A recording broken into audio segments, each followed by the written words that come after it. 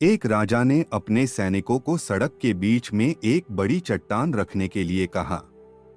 चट्टान को बीच सड़क में रखवाकर राजा ने अपने सैनिकों से छुपकर उस चट्टान पर नजर रखने के लिए कहा कि देखना उस चट्टान को रास्ते से कौन हटाता है।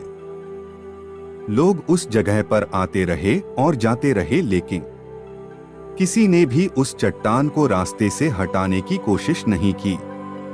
उस चट्टान के पास से लोगों के गुजरने वालों में राजा के कुछ करीबी लोग और शहर के बड़े व्यापारी भी शामिल थे, और उनमें से कुछ लोग तो राजा को ही कोसने लगते कि क्या राजा इस चट्टान को भी रास्ते से नहीं हटवा सकता।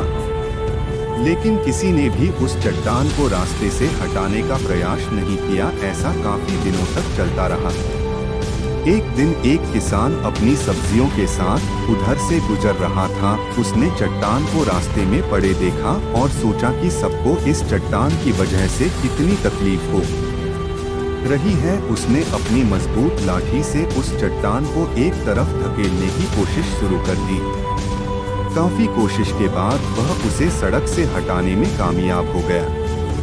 चट्टान रास्ते से हटाने के बाद किसान अपनी सब्जियों को उठाकर जाने ही वाला था कि अचानक उसकी नजर एक पोटली पर गई, जो ठीक उसी जगह पड़ी थी जहां से उसने वह चट्टान हटाए थे। उसने उस पोटली को खोलकर देखा तो उसमें सोने के कई सिक्के थे, और उन सिक्कों के साथ राजा का एक संदेश भी था, जिसमें लिखा था कि ये सोने के सिक्के उनके लिए हैं जो इस चट्टान को रास्ते से हटाएगा। दोस्तों, बिल्कुल ठीक इसी तरह हम सबके लाइफ में भी कई परेशानियां आती हैं। कुछ लोग उन परेशानियों से बचकर निकल जाते हैं और कुछ रास्ता बदल देते हैं, और चंद लोग ठान लेते हैं उन परेशानियों का हल निकाल लेने की, और ऐसे ही लोग मुश्किलों में संभावनाएं और संभावनाओं में छिपे अवसर खोज लेते हैं।